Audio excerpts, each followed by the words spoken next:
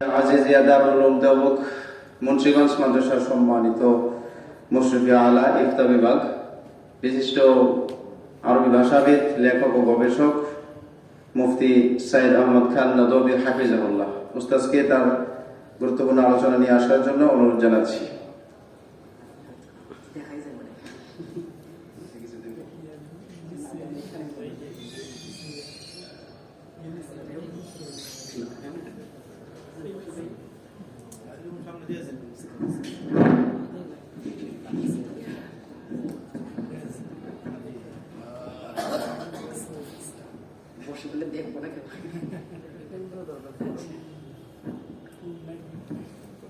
আসসালামু আলাইকুম ওয়া রাহমাতুল্লাহ। আমি আসলে এভাবে দাঁড়িয়ে কথা বলার অভ্যাস আমার নাই। আমি যদিও দর্শে অনেক কথাবার্তা বলি, মসজিদের খেতাবাত সেখানে অনেক কথাবার্তা বলি, কিন্তু দাঁড়িয়ে কথাবার্তা বললে আমার পা কাঁপে এবং বুক কাঁপতে থাকে। আরো হলো এখানে অনেক বড়রা আছেন, তাদের সামনে কথা বলবো, তো আমার ভেতর থেকে কথা আসতেছে না। তারপরেও আমি আমার অন্তরের ভেতর থেকে দু একটা আমার হৃদয়ের আকুতি বিনতি আপনাদের সামনে আমি পেশ করতে চাই। প্রথমত, আজকে আমরা জানি আরবি ভাষা দিবস। এটা আমি আমার বন্ধুদের সাথে আলোচনা করেছি 18 ডিসেম্বর।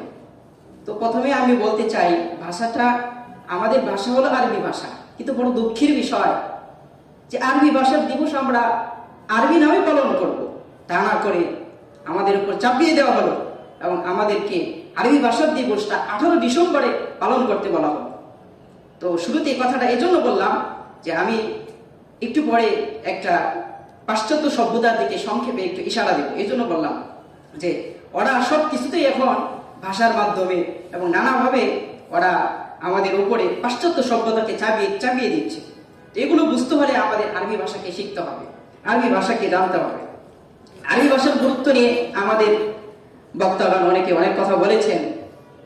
ইমাম শাতিবি, ইমাম শাফিঈ, আরো অনেকে কথা বলেছেন। তো ওনাদের আকওয়ালগুলো আমরা জানি। সংক্ষেপে আমি বাস্তবতার পরিপ্রেক্ষিতে যে এই আরবি ভাষার গুরুত্বটা কতটা রয়েছে, এটা আমরা আমাদের বর্তমান যুগে যদি তাকাই, পৃথিবীর ইতিহাসের দিকে তাকাই, তাহলে এই ভাষার গুরুত্ব আমরা বুঝতে পারি। প্রথমত, এই ভাষা হলো আদম আলাইহিস সালামের ভাষা। আদম আলাইহিস সালামের ভাষা কি ছিল, এই নিয়ে ইতিহাসবিদদের মধ্যে নানা প্রকার মতভেদ রয়েছে। ইমাম ইবনে কাসির রাহিমাহুল্লাহ আল বিদায়া ওয়ান নিহায়া এবং তারিখে তাবারির মতো বড় বড় কিতাবাদিতে এই আদম আলাইহিস সালামের ভাষা নিয়ে কয়েক ধরনের মতভেদ রয়েছে। যেমন কেউ কেউ বলেছেন তার ভাষাটি ছিল মাকুফ, এর মানে তিনি ইশারাতন কথাবার্তা বলতেন। বিভিন্ন দলিল আদিল্লাহ পেশ করা হয় যে হযরত জিবরিল আলাইহিস সালাম যখন আসছিলেন তখন ইস্তিনজা করার জন্য ইশারাতন তাকে বলা হয়েছিল, যেভাবে চাপ দাও ইস্তিনজা হবে। তো এইভাবে ইশারাতন মাকুফ এই ভাষা ছিল, কোনো প্রকার আলফাজ ছিল না। আবার একজন বলেন যে না, হযরত আদম আলাইহিস সালামের ভাষা এটা আরবি ছিল। যদি গবেষণা করে দেখা যায় তাহলে বাস্তবতা এটাই প্রমাণিত হয় যে পৃথিবীর সর্বপ্রথম ভাষা এবং আদম আলাইহিস সালামের ভাষা এটা আরবি ভাষাই ছিল। কারণ আরবি ভাষার ইতিহাস যদি আমরা দেখতে পাই, তাহলে আরবি ভাষা আসছে হলো সুরিয়ানি ভাষা থেকে। সুরিয়ানি ভাষা থেকে পরবর্তীতে হিব্রু ভাষা এসেছে। হিব্রু ভাষা থেকে পরবর্তীতে অনেক ভাষা রচিত হয়েছে, ল্যাটিন ভাষা বলে আরো বিভিন্ন ভাষা রচিত হয়েছে। তো এই আরবি ভাষার সাথে সব থেকে বেশি সম্পৃক্ততা হলো সুরিয়ানি ভাষা। এবং ইতিহাসের বিভিন্ন কিতাবাদিতে ইমাম ইবনে কাসির সহ অনেকে বলেছেন যে আদম আলাইহিস সালাম সুরিয়ানি ভাষায় কথাবার্তা বলতেন।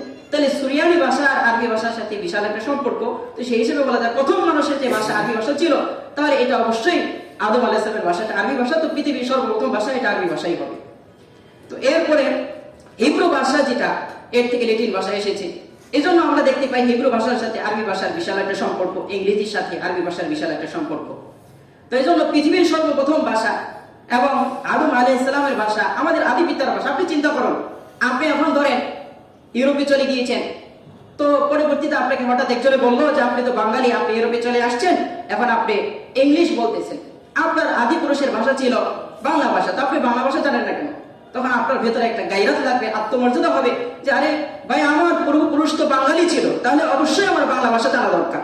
তো আমাদের পূর্বপুরুষ হযরত আদম আলাইহিস সালাম, তার ভাষাটা অবশ্যই আমাদের আরবি ভাষা যদি হয়ে থাকে, তাহলে আরবি ভাষা শেখা এটা আমাদের পূর্বপুরুষের ঐতিহ্য। এজন্য এদিকে ইসলামরা এখানেও প্রচার করতে চায়, নানাভাবে ইস্কাল করতে চায়, যেন এটা প্রমাণ করতে পারে যে আদম আলাইহিস সালামের ভাষা আরবি ছিল না, তার ভাষা ইশারাতন ছিল। এই মতকে ইউরোপ আমেরিকার অনেক মতাদর্শবিদরা তারা এটাকে এই প্রাধান্য দিতে চায়। কিন্তু মুহাদ্দিসিন ইকরাম এবং তারিখবিদ যারা রয়েছেন তারা আদম আলাইহিস সালামের ভাষা যে আরবি ছিল এটাকে প্রমাণ করেছেন। এরপরে দ্বিতীয় পয়েন্টে আরবি ভাষার গুরুত্ব। যে যত বেশি আরবি ভাষা শিখতে পারবে, আরবি ভাষার প্রচার করতে পারবে, সেই পৃথিবীব্যাপী তত বেশি কাজ করতে পারবে। এর প্রমাণ আমরা ইতিহাস থেকে পাই।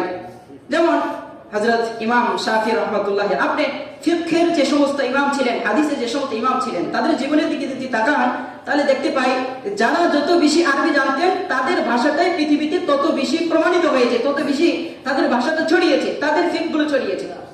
এজন্য ইমাম শাফি রহমতুল্লাহ আলাইহি তিনি নিজে আরবি ভাষা জানতেন। দিওয়ানে শাফি এটা আমরা দেখতে পাই, এটা বিভিন্ন জায়গায় এখনো প্রচার হয় এবং এটা ছাপানো হয়েছে। তো ইমাম শাফি রহমতুল্লাহ আলাইহি নিজে আরবি ভাষা জানতেন, এজন্য তার ফিকটা সবথেকে বেশি প্রচারিত হয়েছে। এরপর ইমাম মুহাম্মদ রহমতুল্লাহ আলাইহি কান আফসাহুল আরব, তিনি আরবের মধ্যে সবথেকে বেশি ফাসিহ ছিলেন। তো ইমাম মুহাম্মদ রহমতুল্লাহ, এখানে একটা সংক্ষেপে একটা কথা বলি, আমাদের ইমাম শাফি, আমাদের ইমাম আবু হানিফা রহমতুল্লাহ আলাইহি আর তার যে সমস্ত শাগির্দ ছিলেন, ইমাম আবু ইউসুফ রহমতুল্লাহ আলাইহি, ইমাম জুফর রহমতুল্লাহ আলাইহি, ইমাম আবু ইউসুফ রহমতুল্লাহ আলাইহি, এই সমস্ত শাগির্দদের মধ্যে ইমাম আবু হানিফা রাহিমাহুল্লাহর ইলমগুলো তার মাধ্যমে ছড়াইছে বেশি, যে আরবি ভাষা জেনেছে। এবং আরবি ভাষার ক্ষেত্রে সবথেকে বেশি ফাসিহ যে ছিল, তার মাধ্যমে ইমাম আবু হানিফার ইলমগুলো ছড়াইছে। তাহলে বোঝা গেল আপনার ফিকহ যদি জানতে হয়, ফিকহ যদি প্রচার করতে হয়, হাদিস যদি প্রচার করতে হয়, তাহলে অবশ্যই আপনার আরবি ভাষা জানা লাগবে। এটা হলো কদিম ইতিহাস। আরো এরকম হাজারো ইতিহাস আছে। ইবনে তাইমিয়া রাহিমাহুল্লাহ বলেন, আরো যত বড় বড় লেখক যে যত বেশি আরবি ভাষা জানতো তার ইলমগুলো বিশ্বব্যাপী তত বেশি প্রচারিত হয়েছে। ইবনে তাইমিয়া আরবি জানতেন, তাই তিনি শহীদুল ইসলাম হয়েছেন।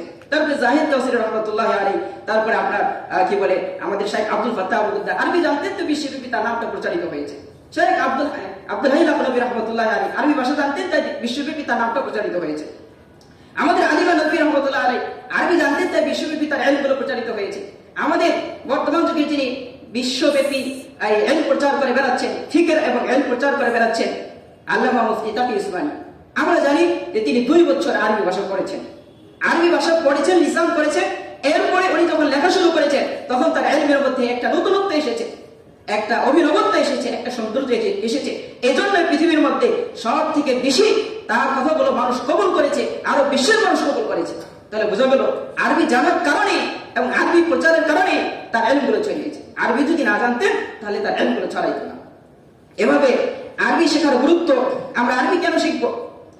আরবি শেখা প্রথমত আমরা জানি কোরআনের ভাষা, আরবি ভাষা কোরআনের ভাষা আরবি, তাই আরবি ভাষা শিখতে হবে, এটা সহজ কথা। এরপরে দ্বিতীয় কথা হলো, আমি সংক্ষেপে আমার কথা শেষ করব। এখানে গুরুত্বপূর্ণ একটি পয়েন্ট হলো, আমরা যদি আরবির পরিবেশ তৈরি করতে পারি তাহলে বিশ্বব্যাপী আমরা আবার নতুন রেনেসাঁ, নতুন খেলাফতের যুগ এবং নতুন বিশ্বময় ইসলামী পরিবেশ তৈরি করতে হলে আমাদেরকে আরবি পরিবেশ তৈরি করতে হবে। আমাদের শামসুল হক ফরিদপুর রহমতুল্লাহ আলাইহি তিনি একটা উদ্যোগ নিয়েছিলেন যে বাংলা ভাষার এই যে শব্দ, এই শব্দগুলো আরবি হরফে হবে। আমি সংক্ষেপে অল্প একটু কথা বলি। তুর্কি খেলাফত একটা সময় তাদের অক্ষরগুলো আরবি হরফে ছিল। এই জন্য তুর্কি খেলাফতের সেই যুগটা এরকম ছিল যে তাদের প্রতিটা জনগণ আরবি ভাষা পড়তে পারতো, আরবি ভাষা বুঝতে পারতো। এই যেমন জেনিসারি বাহিনী, এটা মূলত জান নেসার থেকে, ফার্সি শব্দ থেকে জেনিসারি আসছে। এরকম হাজারো শব্দ আছে যেগুলো আরবি থেকে এই ফার্সি বলেন আরবি ভাষায় এইগুলো রূপান্তরিত হয়েছে। আমরা বলি না বাইতে যাবো, বাইতে এই শব্দের অর্থ বাইতুন মানে ঘর, সেখান থেকে এসেছে। তো মোট কথা, এই ইউরোপীয় সভ্যতা আমাদের বর্তমানে বিশ্বব্যাপী যেভাবে প্রচার করছে, আমাদেরকে আক্রমণ করতেছে, এই আক্রমণের বিরুদ্ধে আমরা যদি রুখতে চাই তাহলে অবশ্যই আমাদেরকে আরবি ভাষা শিখতে হবে।